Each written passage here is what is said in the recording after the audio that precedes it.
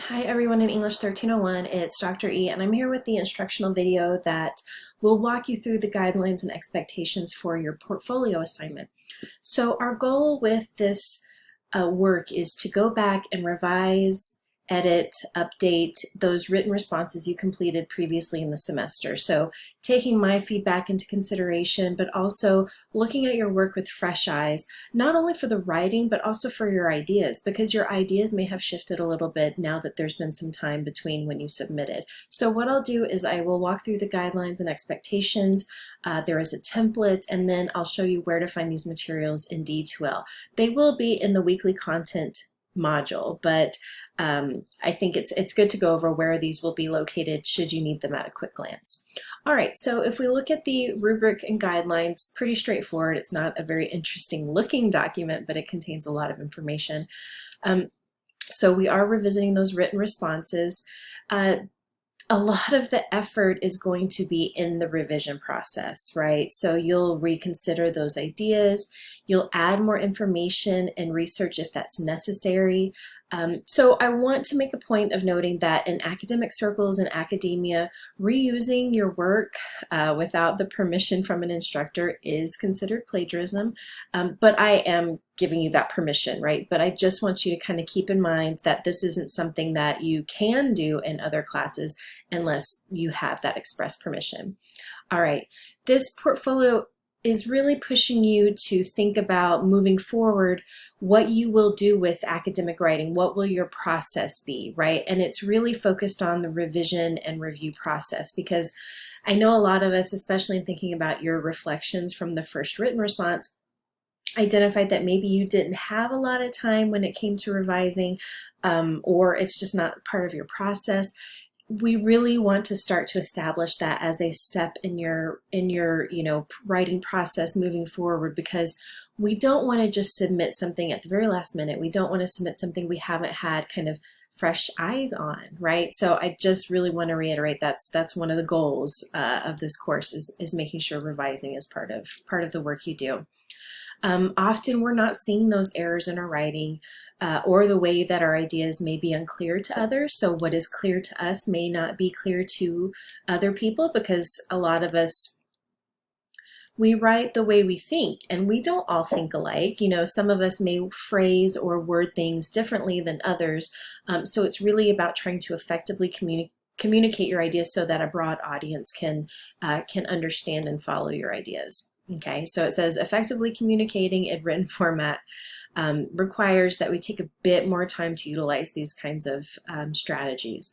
And so I put here, what's the purpose of all of this? Well, I know people in different jobs, in business environments, entrepreneurial positions, education, just about everything that involves even just email and work.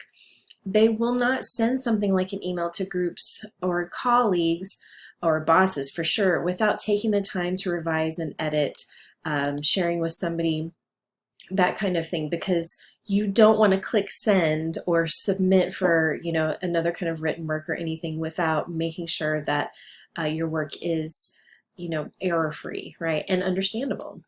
All right. So the portfolio will include 2 written responses from the semester. I put here, some of you may need to revisit the written response assignment, but there is a quote that has to come at the very end. That does not need to be part of this assignment. We're just going to have our 2 written responses. Each entry needs to be at least 3 paragraphs in length, but if it was originally assigned to be longer, then sure, it needs to be longer than 3 paragraphs, right? And it also needs to utilize at least one source from our readings. I emphasize here, each entry needs a source. So if that's not something that was included or required in your original submission, you must go back and add that information. So you can add something from Choi's article, Lee's video, Finley, something related to food. But for our written responses, if memory serves, you were required to utilize sources to support your ideas. But if that was not an original part, then it needs to be added now, because this is meant to be a research and source supported assignment. Each entry is going to include an abstract paragraph at the beginning. This is something that will appear in italics, right? So it'll look a little bit different from your original entries. It's going to give the audience, your readers, some context about what you went through to write the post or to revise it.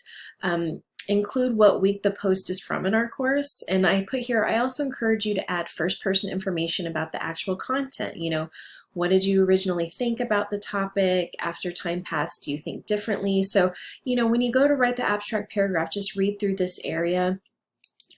Abstracts are very much a part of academic journals and articles, but it really helps to provide some context for your audience. So imagine, yes, I'm in your audience, right? But imagine a broader audience and giving them a little background about the original writing you did. Did you struggle with that writing? Did you struggle with the text that you were examining? Did you take the time to revise before you submit it? So it's giving us a little bit of background before we get directly to your ideas from that response. So you can share the revision process. You know, you can share, it took me a while to go through Dr. E's feedback, but I was able to focus on these things. I haven't changed my ideas, but I still think that this source is really interesting, or it's just giving us a little bit of that in paragraph format before we start to then read your revised work, okay? All right, and I put here, this should be 4 to 5 sentences minimum, right? So you really want to dig in and re-examine these questions. The portfolio does need to follow MLA guidelines, right? So it includes a heading, a header, a title. We don't do title pages in MLA anymore, so it does not need a title page. It needs to be 12-point font, Times New Roman, works cited. There is a template. A works cited page needs to appear at the end of your portfolio, just as it would in a full research paper. So this is a new element. So in addition to adding an abstract paragraph before each entry, you'll need to add your works cited as the very last page in your document. So it's going to require that you create citations. This is a frustrating element of MLA, and it really does come down to, is my period in the right place? Are the quotation marks in the right place? It's that kind of thing. And using a source like the Purdue Online Writing Lab website is going to be pretty helpful. It does have a bibliography or citation generator where you can plug in the information, but you have to plug in the information correctly to then get a correct citation. So you need to make sure that you're double checking that. And this is where I get into the idea of sit with a tutor. Tutors learn and share and teach MLA formatting so they can help you with that, okay? So here's a link to the Purdue OWL site. The portfolio should be submitted in the D2L assignments area. You know, it needs to be in one of these 3 formats or it won't get graded, meaning there is a 0. Please don't do that. And I put here, make a tutoring appointment, get that additional feedback. So it's a really big assignment compared to some of our others. It's 200 points. But I want you to think about the fact that you've done a majority of the work. You've written those responses. Now you're adding the abstract paragraphs and the works cited, and then going through and revising, right? All right, so here is just a breakdown of the expectations. Of course, we want to be in this area, which is, you know, essentially a high A to a high B, right? So we want to have the thesis and focus, content needs to be effective, organization. The sources and documenting is going to be a big one in terms of expectations because we are treating this as a research paper. Grammar, punctuation, and spelling, and then those abstract paragraphs. So again, this is an element that is added and required. So if you scroll down, this is an example portfolio entry, just to give you an idea of what it looks like on the page. So you'll notice that we have the heading right here. Because it's part of another document, we only have the page number without the last name, but you will have your last name. Response portfolio, just a simple, straightforward title. And then here is the abstract paragraph. It is in italics, right? So it is right up here. The I means italic. So if you click on that, there we go. And so this is an actual student who allowed her work to be shared. So she wrote, the response I've chosen to revise is from week 11. I chose this because it dives deeper into economics and race, which makes it much more interesting. After all, I'm sure, so going into some details from an article, you know, and just sharing that personal perspective about the ideas, but also you can share about, of course, the writing process and revising. So right after that, no spaces or anything, she gets right into the revised first paragraph. There are, quotes to support ideas in each paragraph, that kind of thing. So you'll have two of these, right? I didn't include the entire 3 paragraphs from her assignment. I just wanted you to see essentially what it looks like on the page. Just something to think about. But I've also provided a template for you to utilize, so why not? This is, again, you just enter your own information, change your name up here, click outside of it. And I put little reminders here. So your abstract paragraph goes here. And so if you delete this and start your own work, it's still italicized, right? This is where your first response goes. You want to have one space, and then you'll have your second revised entry with that abstract paragraph to begin. And there are notes in here and reminders. Remember that on the last page, on its own, you'll need a works cited for every text you reference, right? Anytime you reference a fact that is not common knowledge, anytime you reference a quote from, all of those things need to be included in your works cited, not just those things we may have mentioned in the class, right? So you want to make sure that you're revising and editing and keeping those things in mind. Academic writing requires that for anything beyond your own ideas that you're bringing in, you have to have a source linked to that. Okay, so one other additional thing, which a lot of times people miss this because they perhaps don't watch this video, or perhaps they don't watch the entire video, is the fact that if you scroll down on that template, there's your works cited. It should be on its own page. And then there are some freebie entries here, but it also gives you the format for how to do these, right? So they need to be double spaced. You need to have what's called a hanging indent here. So if you insert your own information, it should already be formatted, but if you right click and go to the paragraph area, this is a hanging indent. And it's the reverse of what a paragraph looks like. So for our paragraphs, we always indent the first line. That lets our reader know, okay, we're getting into some different ideas from the previous paragraph.